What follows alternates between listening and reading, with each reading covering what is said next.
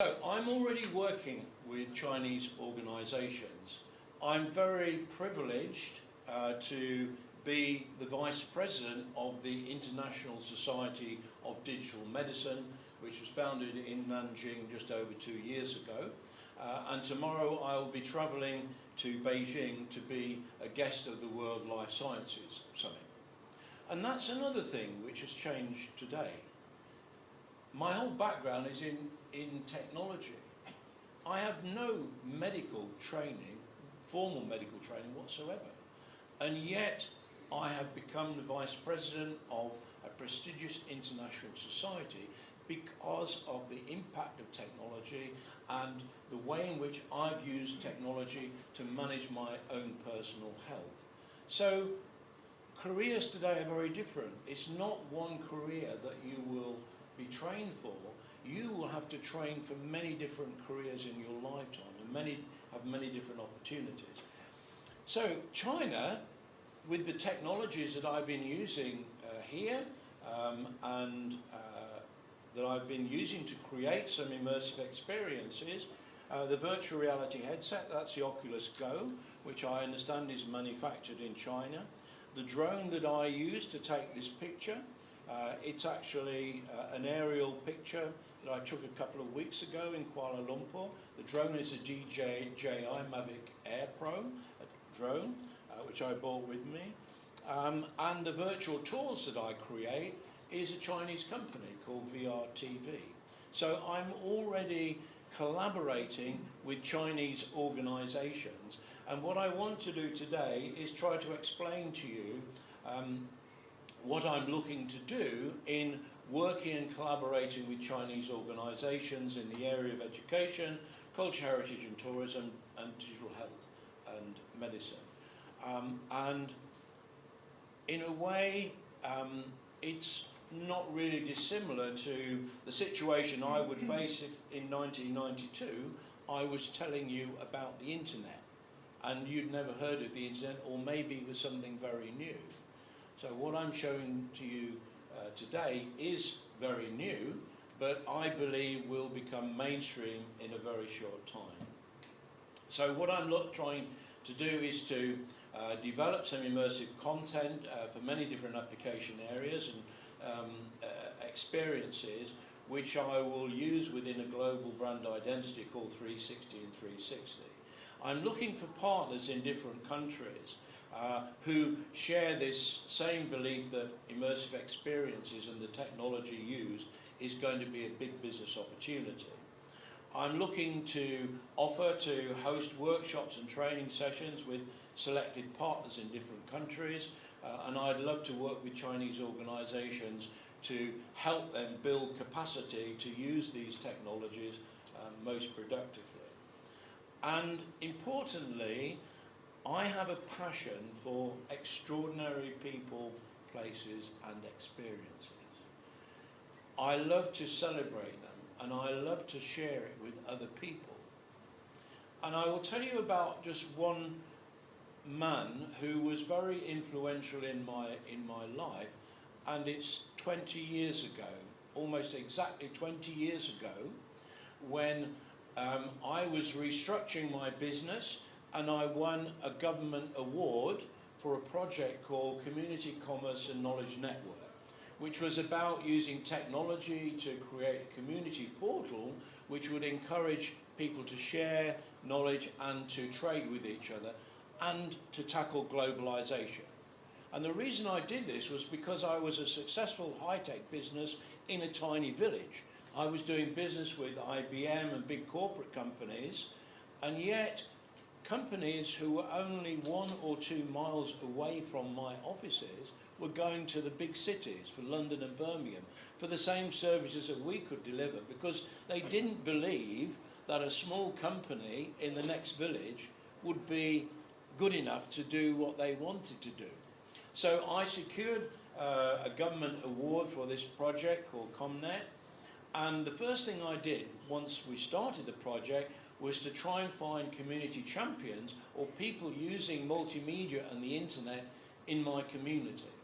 So I did a web search, and in 1998, this was before Google, So all of the search engines, I typed in the name of my town, Market Harborough, and I was looking for websites that were local.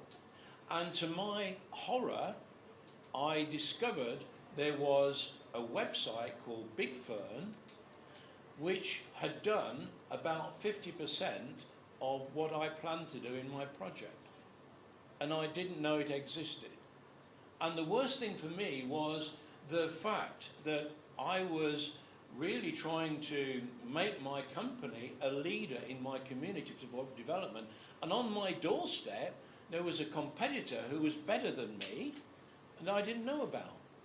So I bit the bullet, as they say, and I invited the webmaster to come and see me to discuss how we could collaborate. And this man came to see me on Friday afternoon, and as he walked in the office, I said to him, "I'm sure I know you from somewhere. How do I know you?"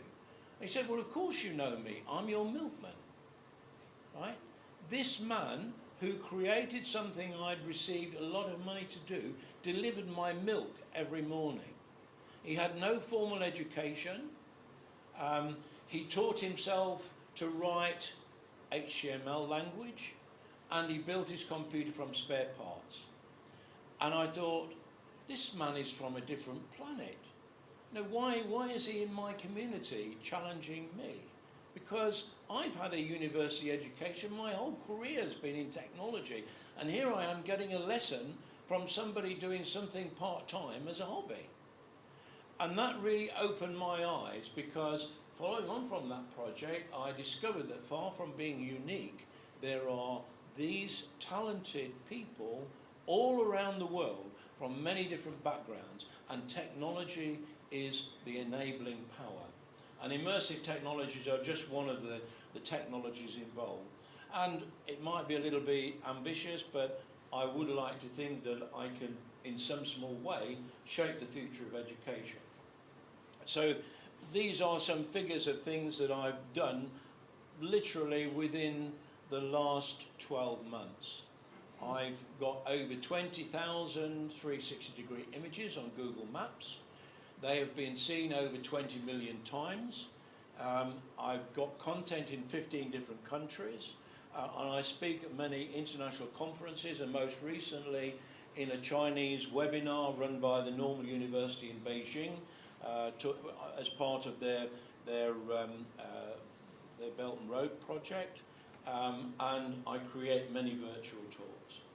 So why am I interested in this, and what is the challenge? Well, the challenge is that the next generation of students have very different expectations from mine. They're not content, as you said, just to sit there and listen to the sage on the stage.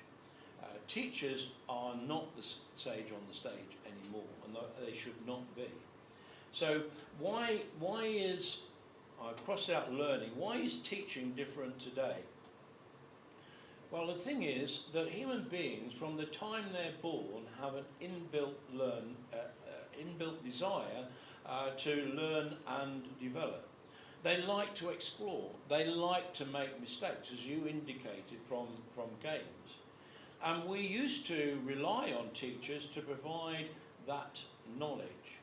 Well, today that knowledge is accessible through our mobile devices and our iPads, and children have them at a very early age. So they don't need the teacher to know everything. The teacher needs to play a different role. So the teacher is now a guide or a coach or a mentor. And learning is not something that you take in like a sponge. It's self-directed. It needs to be 24 hours a day, 7 days a week, and it needs to be anytime, anywhere. And the flipped classroom idea, where students actually learn and teach each other, is a very important concept. And education is no longer preparing for a career and developing specific skills. It's actually, or I believe it should be, a preparation for life's challenges, not for remembering facts. And cultural experiences can now be accessible to anyone, anywhere. So the colleague Benjamin Rees, when he made his first presentation, he was talking about the difficulties that coloured students find when they go to another country, not knowing what to expect? Well, today, with these 360 technologies, you can give them that experience before they ever go. So people who want to come to the Crown Plaza Hotel can look at my virtual tour and they get a good impression of what there is here. It's just almost like being there, and it's available and accessible on all devices. So looking at the technologies that we use today, you're familiar with all of these, but virtual reality and 360-degree imaging is still something relatively new within education. So why is it important? Well, it gives you a sense of total immersion, which is very important to the learning experience. It gives you a chance to explore for yourself. You're not receiving information, you're exploring and finding out, discovering things for yourself. It actually puts the learner in control and can create, if done in the right way, a fun experience. And one of the things I think is very important is that it's a foundation, or can provide a foundation, for storytelling and game-based learning. And storytelling is, in my opinion, a lost art. I used to listen to stories from my grandparents, and that fascinated me because it told me about the world and about people, about myself. And I don't think the same thing happens in families today. And because technology is changing so quickly, the children today really have no idea of what life was like even 10 years ago. So how can they imagine what life was like when I was a young boy? So these kind of technologies are now consumerized. So the Oculus Go headset sells in the UK for about £250. This setup with my camera, and it also has a 360-degree microphone. That's also a consumer item. And that's probably something I should have told you when I started recording, is that you are being recorded as well as I am. So when I look back on my presentation, I can look round, I can see who's paying attention and who is bored. So it helps me with understanding my presentation techniques. So these are some of the virtual reality and immersive learning projects that I've personally being involved in. This one is in Second Life in Red Square. I presented at a conference in eLearn Expo conference in Moscow 11 years ago, and it was quite advanced at the time. I decided that I wanted to involve some of my foreign counterparts, so as well as holding a presentation here like today in a physical space, we also held it in Second Life. So this is me, my avatar in Second Life in Red Square, and I was joined by other people from around the world as avatars, and they could see my presentation, and they could also present in Moscow from the virtual Red Square. That Teamscapes is number 2, and that's a technology developed by a partner that we had when I was at the Serious Games Institute. It combines physical and virtual worlds so that you can go on virtual field trips, and many of these are based in the UK. This is Google Explore. This is something that I developed for a London experience in the form of a virtual quiz. And the last example is the use of virtual tour software for retail training. So what you see there is actually the interior of a supermarket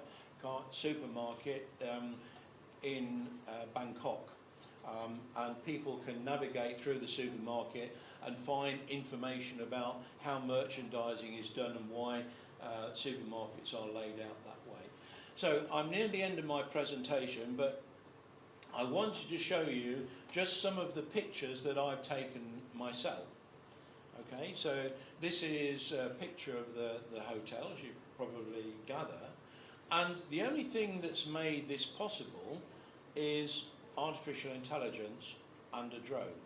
These two things made it possible for me to do something that a year ago would have been completely impossible. So all of the pictures that you will see were taken with this drone. And I've been very impressed by Qingdao. It's an absolutely fabulous place to visit. And walking along the beach, that wasn't taken with the drone, that was just taken with my smartphone. This is actually a 360 image, so this is why it doesn't look right, but if you put the virtual reality headset, you will imagine yourself looking down from the sea at the shore and the various parts of it. I'm really proud of this image. Again, it's a 360 image, so it's stretched out. But I used this camera last night to go onto the beach when the moon was shining, and it was such a beautiful night. I wanted to capture the experience of standing and looking at the moon. So I've created a virtual experience where you can hear the sounds of the waves crashing. And so when I put my headset on, I can imagine I'm back in Qingdao on a beautiful October evening looking at the beach. So to finish off with, I would like to play a video. My friends can help me to play the video. It was on a separate file. And again, this video is, no, it's a separate file.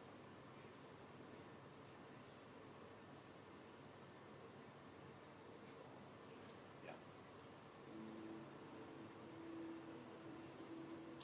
Can you turn the sound up? In the background, you should be able to hear the waves breaking along with the music.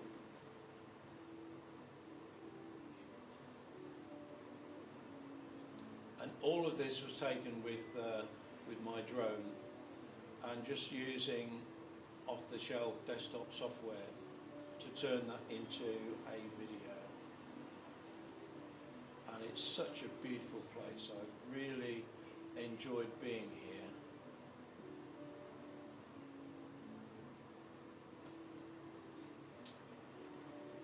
And I control the drone with my smartphone. It has many built-in safety features, fortunately. So when I want it to come home, I press a button and it will land within 6 minutes, about 6 inches of where it took off.